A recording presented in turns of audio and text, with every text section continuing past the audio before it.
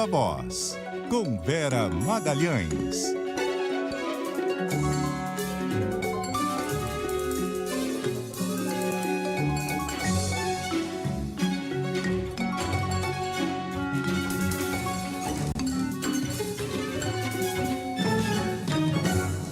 E aí, Vera?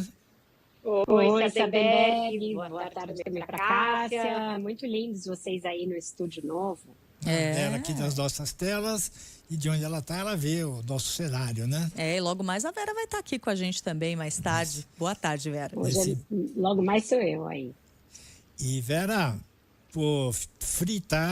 estão fritando a ministra Anísia, hein? Aquela fritura tradicional, em vez de reforma, é aquela fritura tradicional, né? Todo mundo sabe que ela vai ser substituída, menos ela.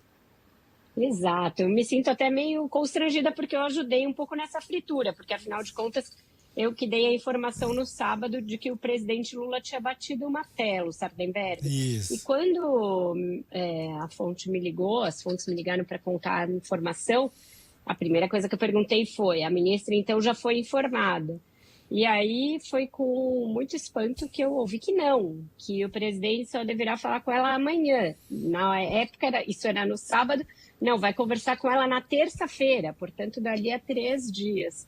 E me parece um método bem estranho de demitir alguém de uma pasta tão importante, alguém com o currículo que a ministra Nízia Trindade tem, né? E ela ainda deu uma nota dizendo que está firme no cargo e tal, Na né? sexta-feira ela falou com a CBN Maringá e perguntaram isso para ela, né? Se ela tinha sido comunicada, se ela sabia de alguma coisa. Ela disse não, que ela estava firme no cargo, que não tinham falado nada para ela. Ela conversou com o Bernardo Melo Franco também. A ministra, enfim, ela sabe, ela teve os sinais de que as coisas não iam bem. Algumas tentativas de fazer ela entender que o presidente gostaria que fosse dada uma guinada na pasta.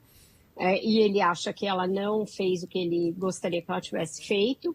Ou seja, ser mais midiática, pegar mais o avião, segundo me disseram ali, para ir nos lugares, inaugurar obras, e mostrar a presença do governo federal em algumas dessas realizações, acelerar o programa de especialidades médicas, tudo aquilo que a gente já sabe. Portanto, eu acho que o conjunto desse ministério, pela importância que ele tem, pelo modo como ele foi sucateado e transformado em arma de guerra ideológica no governo Bolsonaro, ele tinha de ter andado muito melhor num governo Lula, que fez uma campanha voltada para: nós vamos ouvir a ciência, nós vamos resgatar o Plano Nacional de Imunizações, nós vamos resgatar o SUS, etc. Então, para tudo que foi prometido e para todo o desmonte da era Bolsonaro, era um ministério que tinha de ter andado com mais velocidade, feito mais coisas e, principalmente, não poderia ter falhado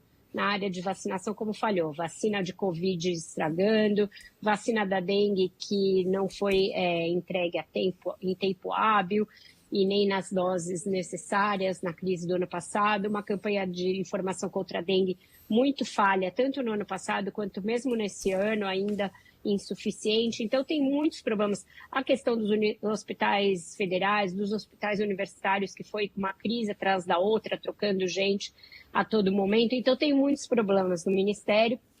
A troca, ela não é totalmente injustificada, porque o presidente está com uma crise de avaliação e o Ministério da Saúde é um canhão em termos de recursos, em termos de visibilidade, e é um lugar em que você tem que investir para você melhorar os rumos do governo, mas a forma de fazer isso, minando a ministra dessa maneira, desrespeitando e tratando com essa falta de consideração, me parece muito errada e muito complicada. Eles devem, de fato, conversar amanhã, pelo que eu voltei a ouvir hoje, nas conversas de hoje. E eu já gravei no sábado, aqui na CBN e no Globo, o ministro Alexandre Padilha vai ser, de novo, o ministro da Saúde. Ele já ocupou essa pasta, assim como a articulação política ele já tinha ocupado antes e voltou a ocupar agora, também vai ser outro ministério no qual ele vai pedir bis. E isso abre a sucessão no Palácio, Sardenberg e Cássia, que está bastante desarticulada ainda também. Tinha uma expectativa de que o Lula fosse anunciar a Gleice Hoffmann no Ministério no sábado. E ele fez de novo um serviço pela metade. Elogiou a Gleice e não disse mais nada. Aí ficou aquele clima assim, nossa, não está faltando dizer nada, porque pelo script ele diria, a Gleisi é extraordinária, nananã, e eu vou precisar dela no governo. E essa parte ele não fez. E por que não fez? Fui apurar. Mas ele não ia anunciar? É porque ainda não se tem certeza a respeito da pasta para qual ela vai. Ela iria para a Secretaria-Geral da Presidência no lugar do ministro Márcio Macedo. Mas existe uma possibilidade dela ir para o lugar do Padilha na articulação política. E eu falei, nossa, mas a Gleisi e tal, ela não tem problemas ali, alguns problemas de relacionamento, não é uma pessoa muito assertiva para um cargo em que você precisa ser flexível e negociar. E o que me dizem é justamente isso, que o Lula disse a alguns aliados que ele acha uma injustiça chamarem a Gleisi Hoffmann de radical e que está pensando em colocá-la na articulação política para mostrar que ela não é uma pessoa radical. Me parece estranho que um governo com tantos problemas de popularidade, de imagem como esse tem, se resolva ser o laboratório para melhora de imagem de outra pessoa que não a do presidente, num momento em que o presidente precisa melhorar a sua articulação política. Achei um tipo de critério também meio esquisito esse.